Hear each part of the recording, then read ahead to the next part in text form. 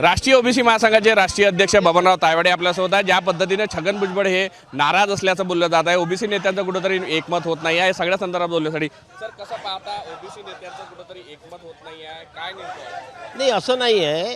हे बघा, भुजबळ साहेब ओबीसीचे ज्येष्ठ नेते आहेत, ते आज या कॅबिनेटच्या मीटिंगला का बरं लवकर निघून गेले याचं अधिकृत स्टेटमेंट अजूनपर्यंत आलेलं नाही आहे आणि ते स्टेटमेंट जोपर्यंत येत नाही त्याच्यावरती मी भाष्य करणार नाही।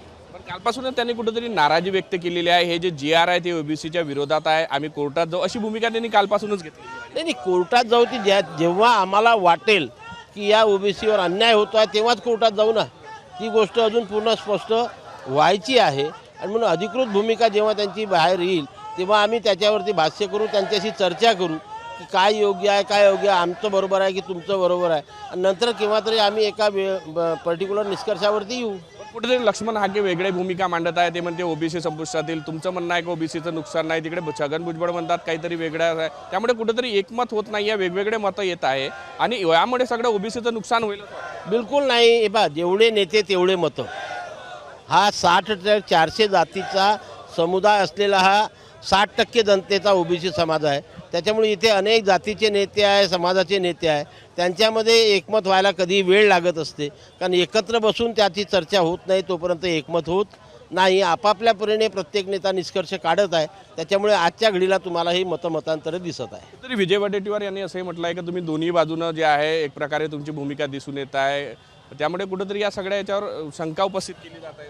नाही, ते बघा, सरकार जे असते, सरकारला या राज्यामध्ये जेवढा समाज आहे त्या प्रत्येक समाजाला न्याय देण्याचा सरकार प्रयत्न करत असते।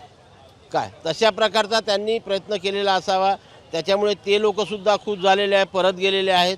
आम्हाला याच्यामध्ये जे काही तरतुदी घालून दिलेल्या त्या तरतुदीच्यामुळे आमचं कुठेही नुकसान होणार नाही हे आम्हाला लक्षात येत आहे, त्याच्यामुळे मी म्हणतो की आमचं कुठेही नुकसान झालेलं नाही।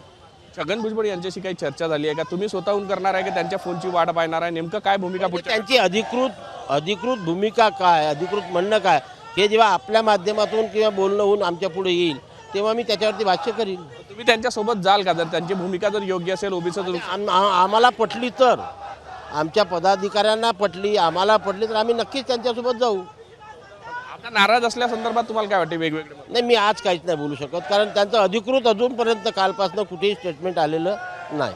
त्यांची भूमिका अजून स्पष्ट झाली नसल्यामुळे मी आज यावर काही बोलणार नाही। मात्र त्यांनी तीच भूमिका आम्हाला पटली तर आम्ही त्यांच्यासोबत जाण्याची सुद्धा तयारी पुढच्या काळामध्ये दर्शवू, असंही जे आहे राष्ट्रीय ओबीसी महासंघाचे अध्यक्ष जे आहे बबनराव तायवाडे सर यांनी साम टीव्हीशी बोलताना सांगितलं। व्हिडिओ जर्नलिस्ट सौरभ बोलेसह पराग डोबळे, साम टीव्ही न्यूज, नागपूर। आता isakal.com आहे देशातील नंबर 1 ची मराठी न्यूज वेबसाईट। प्रत्येक अपडेटसाठी isakal.com ला नक्की भेट द्या।